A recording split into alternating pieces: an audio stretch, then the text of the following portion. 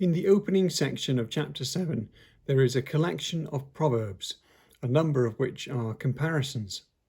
The first 4 seem particularly gloomy. They appear to be saying that it is better to be either dead or sad than alive and happy.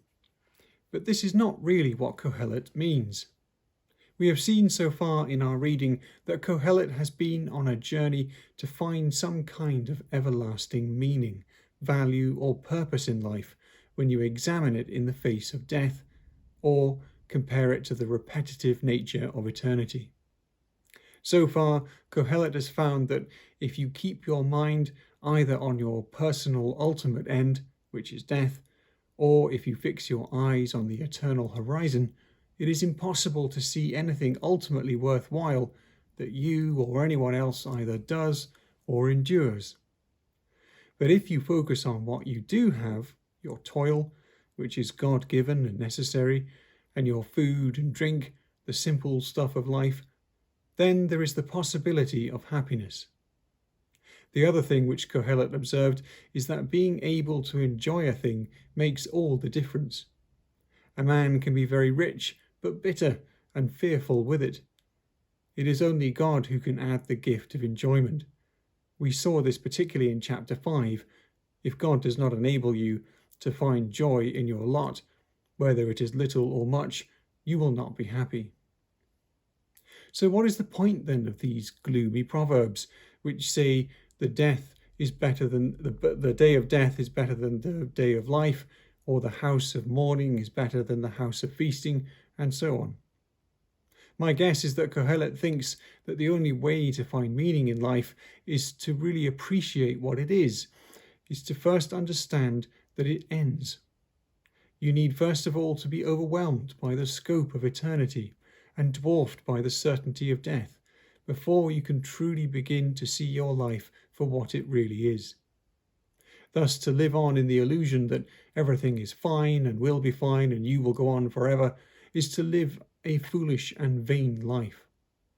It is to mistake your importance and size and meaning in the world by not allowing yourself to be confronted by the endless, inscrutable mysteries of existence. Indeed, it is that strange counter-theme of the more difficult parts of wisdom literature that is woven through what we have read so far in Job, Proverbs, and now Ecclesiastes. First, wisdom observes the world and how people act, builds knowledge and understanding. This aspect of wisdom depends upon rules and laws, on structure and order.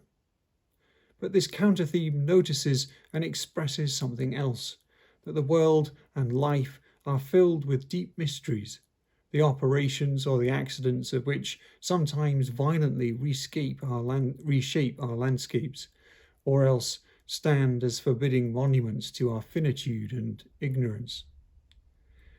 The existence or justice of God is, of course, not in doubt, but it is precisely the unfathomable aspects of life and the ways of God which are recognized by the wise as signs of God's immortality over and against our mortality. It is this counter-theme of wisdom which is expressed in a mixture of despair, futility, admiration, and humility. We see an example in verses 23 to 24. All this I have tested by wisdom. I said I will be wise, but it was far from me. That which is far off and deep, very deep. Who can find it out? And the last 2 verses of chapter 8 make the same point. When I applied my mind to know wisdom and to see the business that is done on earth, how one's eyes see sleep neither day nor night, then I saw all the work of God, that no one can find out what is happening under the sun. However much they may toil in seeking, they will not find it out. Even those who are wise claim to know.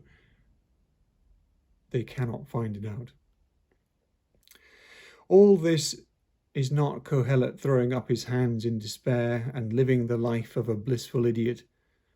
Wisdom is still exalted and is still the path to life, in the practical sense that it will guide you through all kinds of danger and help you make the most of your toil with good values and prudent choices. But not all questions will be answered. Not all knowledge can be known. Everybody gets to a certain stage of their lives where they suddenly wonder, what am I doing? Have I lived this life well? Where am I going? There are those who suppress these moments, but Kohelet is one who has dwelt on them for a long time. But when human understanding fails, and even when life itself fails, there is still God, who is there whether we understand it or not, even whether we believe it or not. God is the I am who I am, and it is right that to some degree or another we sense the shifting, transitory nature of us and this world compared to the everlasting rock in whom we must choose to trust.